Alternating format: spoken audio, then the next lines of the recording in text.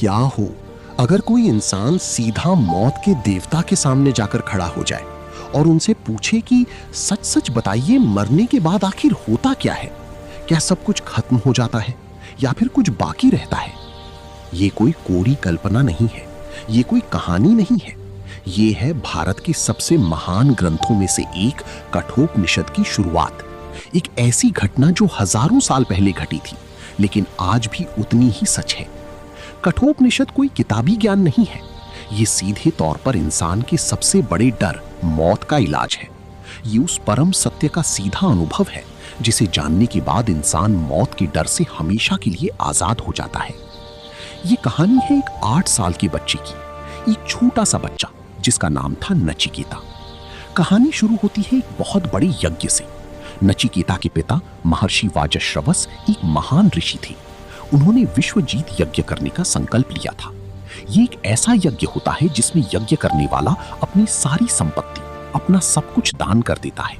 ऐसा माना जाता है कि इस यज्ञ को करने से सीधा स्वर्ग मिलता है। यज्ञ का आयोजन बहुत भव्य था। दूर दूर से बड़े बड़े ऋषि मुनि आए हुए थे। चारों तरफ वेदों के मंत्र गूंज रहे थे। महर्षि वाजश्रवस एक के बाद एक अपनी संपत्ति दान करती जा रही थी, सोना, चांदी, जमीन, सब कुछ। 8 साल का नचिकेता भी अपने पिता के पास बैठा ये सब देख रहा था। उसकी आंखों में अपने पिता के लिए बहुत सम्मान था। वो देख रहा था कि कैसे उसके पिता अपना सब कुछ त्याग कर रहे हैं। लेकिन फिर दान में गायों को देने की बारी आई और यहीं पर नचिकेता ने कुछ ऐसा देखा जिससे उसका बाल मन बेचैन हो गया। उसके पिता महर्षि वाजश्रवस जिन गायों को दान कर रहे थे वे बहुत बूढ़ी और कमजोर थीं। ऐसी गाय जो दूध देना बंद कर चुकी थी, ऐसी गाय जो खुद ठीक से चल भी नहीं पा रही थी, ऐसी गाय जिनका दान किसी के काम नहीं आने वाला था। नचिकेता के अंदर एक अजीब सी हलचल हुई। उसके अंदर श्रद्धा थी। श्रद्धा का मतलब सिर्फ विश्वास नहीं होता। श्रद्धा का असली मतलब होता है सत्य को जस का तस देखने की क्षमता। और नचिकेता का मन इतना साफ था कि वो सच को देख पा रहा था। वो देख पा रहा था कि उसके पिता जो कर रहे हैं उसमें कहीं ना कहीं खोट है। वे सबसे अच्छी चीजें दान नहीं कर रहे थे, वे उन चीजों से पीछा छुड़ा रहे थे जो उनके किसी काम की नहीं थी। ये यज्ञ तो मोह को छोड़ने के लिए था, लेकिन यहाँ तो मोह और भी गहरा दिखाई दे रहा था। नचिकेता बहुत देर तक चुपचाप बैठा रहा। वो अपने पिता से बहुत प्रेम करता था। वो उनका अपमान नहीं करना चाहता था, लेकिन उसके अंदर का सच उसे कुरेद रहा था। आखिरकार उससे रहा नहीं गया। वो बहुत ही मासूमियत और हिम्मत के साथ अपने पिता के पास गया और उसने बहुत ही धीरे से पूछा, पिताजी, आपने अपनी सारी प्रिय वस्तुएं दान कर दी? वाजश्रवस ने गर्व से अपने बेटे की तरफ देखा। नचिकेता ने फिर पूछा, तो फिर आप मुझे किसे दान में देंगे, क्योंकि मैं तो आपका सबसे प्यारा बेटा हूं। यह सवाल सुनकर महर्षि वाजश्रवस चौंक गए। उन्हें लगा कि उनका बेटा उनका मजाक उड़ा रहा है। यज्ञ की थकान और लोगों के सामने इस तरह के सवाल से उन्हें बहुत गुस्सा आया। उन्होंने नचिकेता को नजरअंदाज करने की कोशिश की, लेकिन नचिकेता ने वही सवाल फिर से पूछा, पिताजी, आप मुझे किसे दान में देंगे? उसने तीसरी बार फिर वही सवाल दोहराया और इस बार महर्षि वाजश्रवस अपने गुस्से पर काबू नहीं रख पाए। उनके मुंह से बिना सोचे समझे क्रोध में वो शब्द निकल गए जो इतिहास का रुख बदलने वाले थे। वो चीख कर बोले, मृत्युवी त्वा ददामिति, मैं तुझे मौत को देता हूं, मैं तुझे यमराज को दान में देता हूं। ये शब्द जैसे ही उनके मुंह से निकले, पूरे यज्ञ मंडप में सन्नाटा छा गया। महर्षि वाजश्रवस को तुरंत अपनी गलती का एहसास हुआ। उन्होंने गुस्से में आकर अपने ही इकलौते प्यारे बेटे को मौत के मुंह में धकेल दिया था। उनकी आंखों में पछतावे के आंसू आ गए, लेकिन नचिकेता के चेहरे पर डर का कोई भाव नहीं था। उसने अपने पिता के श्राप को उनके आदेश की तरह स्वीकार कर लिया। उसने अपने रोते हुए पिता को समझाया, पिताजी, आप दुखी मत होइए। आपने जो कहा है उसे पूरा करना आपका धर्म है और आपके वचन को निभाना मेरा धर्म है। उसने कहा, इस दुनिया को देखिए, इंसान तो खेत में उगे हुए अन्न की तरह है, जो आज उगता है और कल कट जाता है, फिर दोबारा उगता है और फिर कट जाता है। ये तो चलता ही रहता है, इसमें डरने वाली क्या बात है? 8 साल के बच्चे के मुंह से इतनी गहरी बात सुनकर सब हैरान रह गए। नचिकेता ने अपने पिता के पैर छुए और यमराज के घर यमलोक की तरफ चल पड़ा। एक छोटा सा बच्चा अकेला मौत के देवता से मिलने जा रहा था। जब नचिकेता यमलोक के दरवाजे पर पहुंचा तो उसे पता चला कि यमराज कहीं बाहर गए हुए हैं। दरवाजे पर खड़े दूतों ने उसे रोका, लेकिन नचिकेता वहीं दरवाजे पर बैठ गया।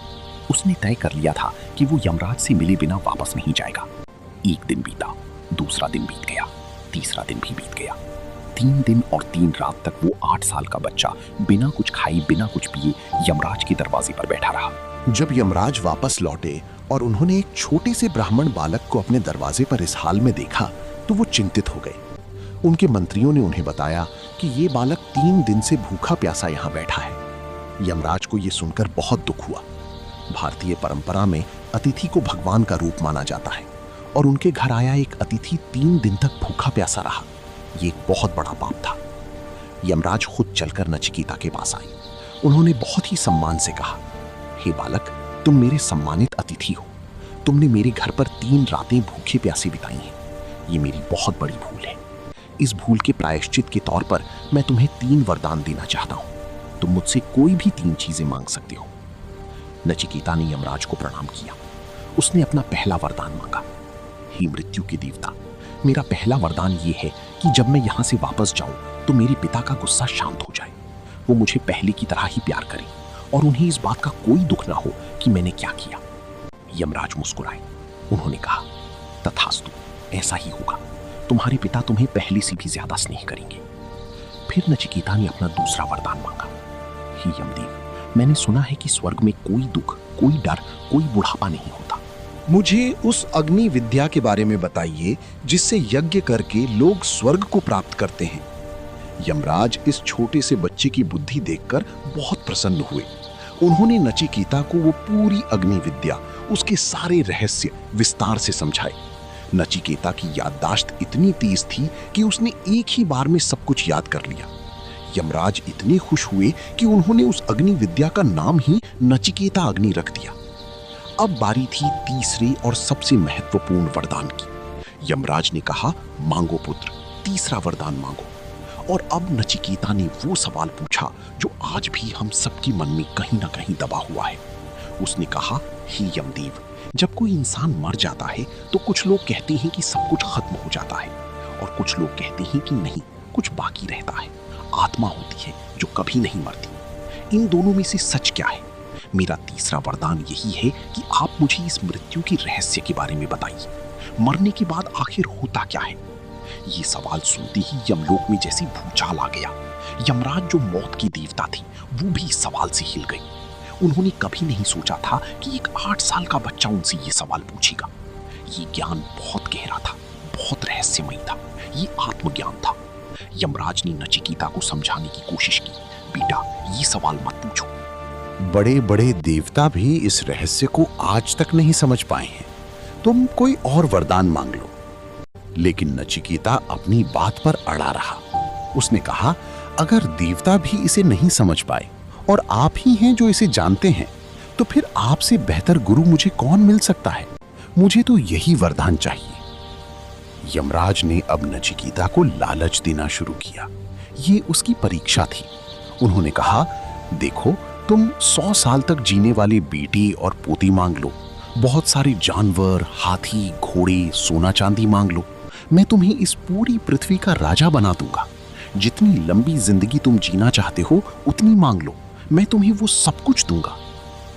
नचिकेता ने शांति से सुना और फिर कहा, हे यमराज, ये सब चीजें तो आज हैं और कल नहीं रहेंगी। ये सब तो इंद्रियों के तेज को, उनकी ताकत को और कमजोर ही करती हैं।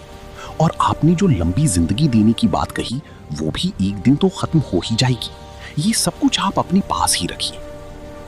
यमराज हैरान थे। उन्होंने लालच का स्तर और बढ़ाया। ठीक है, अगर तुम्हें ये सब नहीं चाहिए तो स्वर्ग की अप्सराएं मांग लो। ऐसी रथ, ऐसी संगीत के वाद्य यंत्र जो इंसानों को कभी नहीं मिल सकते, मैं तुम्हें वो सब कुछ दूंगा। लेकिन ये मत पूछो कि मरने के बाद क्या होता है। अब नचिकेता ने जो जवाब दिया वो इतिहास में अमर हो गया। उसने कहा, हे मृत्यु की देवता, ये नाच गाना, ये अप्सराएं, ये सब आपको मुबारक हो। इंसान कभी भी धन दौलत से तृप्त नहीं हो सकता। जब मैंने आपको देख लिया है तो लंबी आयु तो मुझे वैसी ही मिल जाएगी, धन भी मिल जाएगा।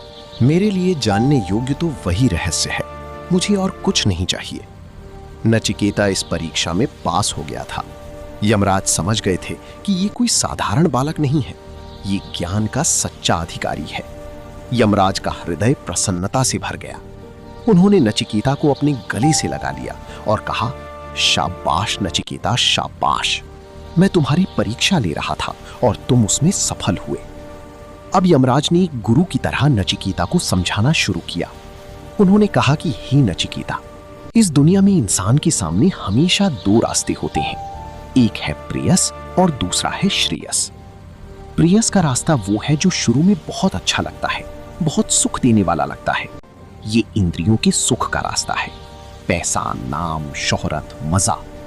लेकिन इस रास्ते पर चलकर इंसान आखिर में दुख और बंधन में ही फंसता है। और दूसरा रास्ता है श्रेयस का। ये रास्ता शुरू में थोड़ा मुश्किल लग सकता है, इसमें त्याग और अनुशासन की जरूरत होती है, लेकिन यही रास्ता है जो इंसान को सच्ची आनंद, सच्ची शांति और आजादी की तरफ ले जाता है।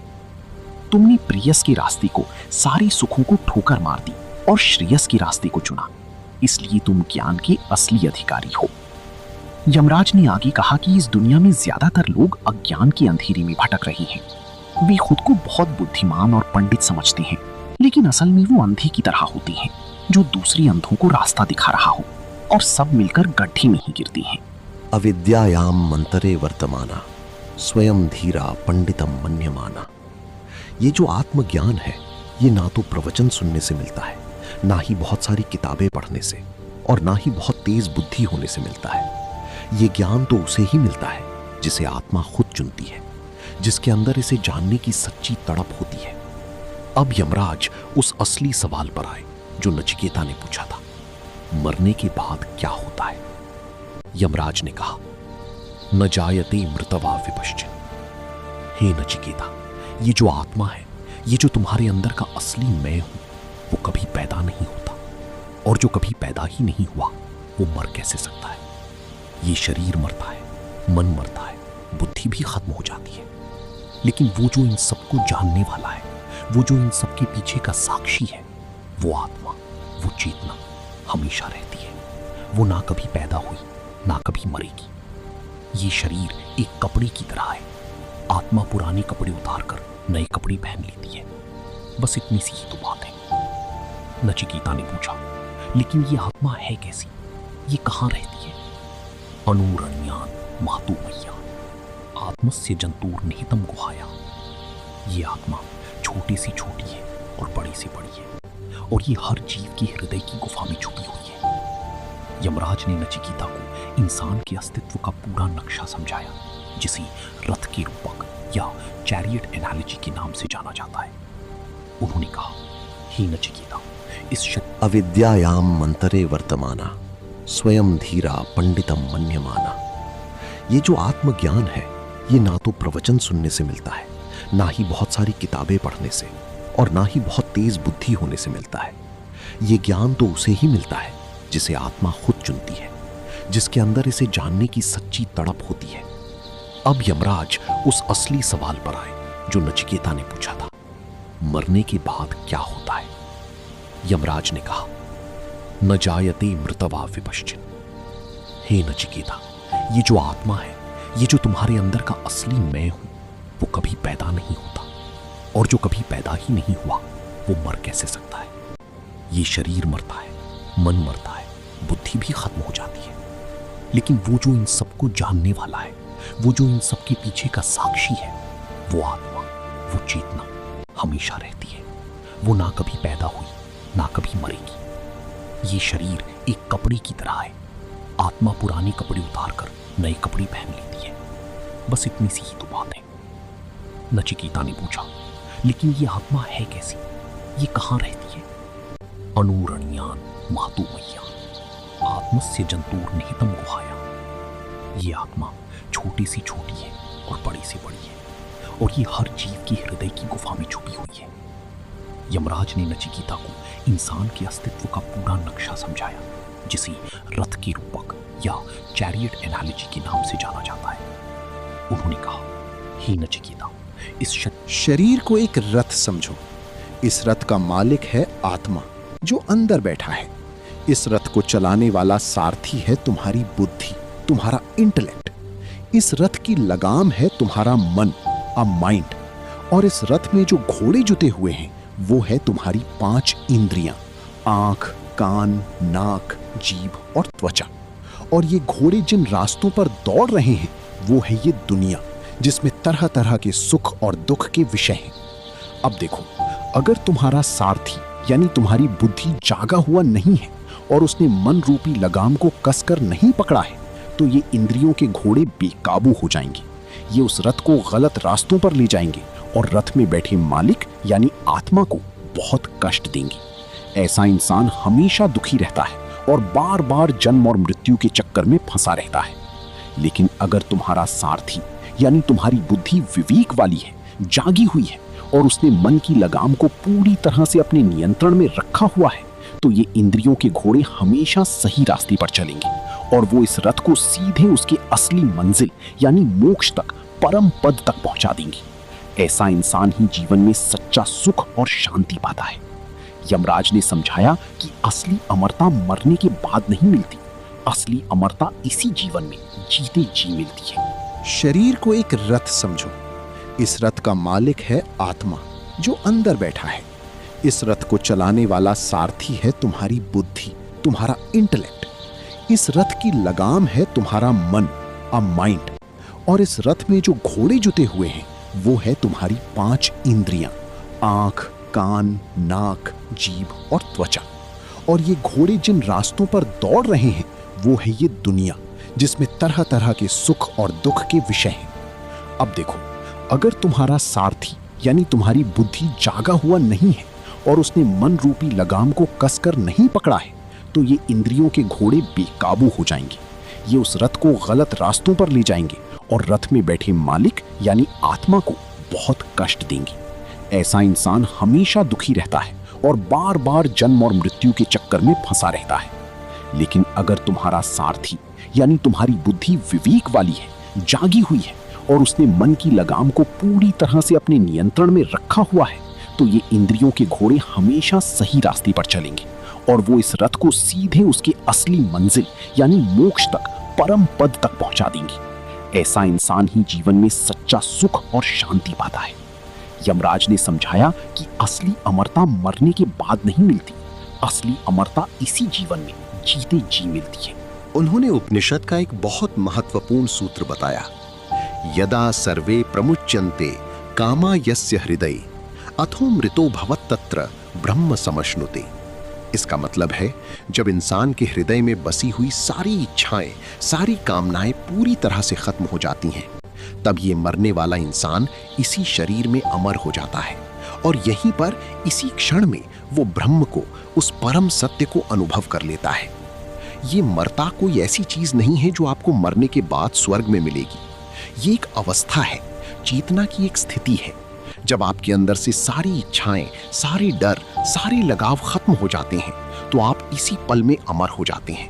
फिर क्या होता है, आप दुनिया के सारे काम करते हैं, परिवार के साथ रहते हैं, अपनी जिम्मेदारियां निभाते हैं, लेकिन आपके अंदर कोई डर नहीं होता, कोई हारने का तनाव, स्ट्रेस नहीं होता, कोई डिप्रेशन नहीं होता।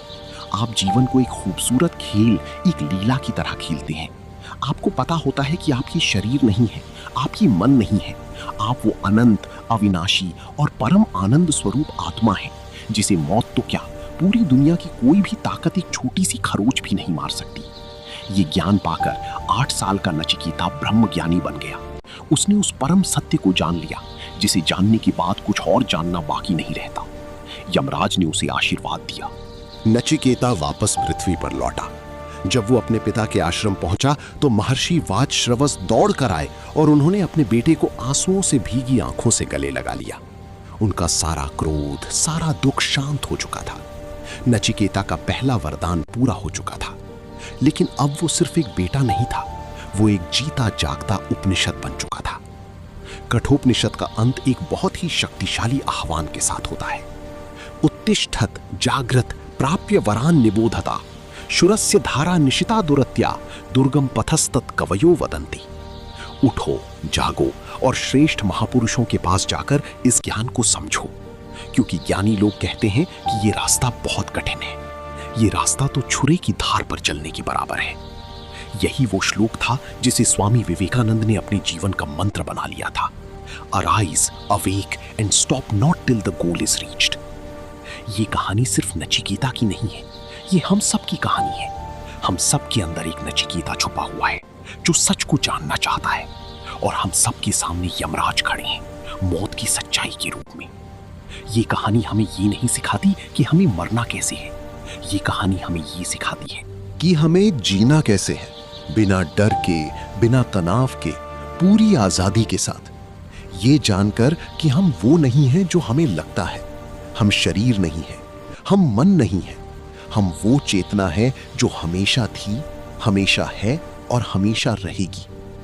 अगर ये वीडियो आपको भीतर तक छू गया तो यहीं से आपकी असली जर्नी शुरू होती है। ऐसी ही डीप ट्रूथ्स के लिए सब्सक्राइब करें।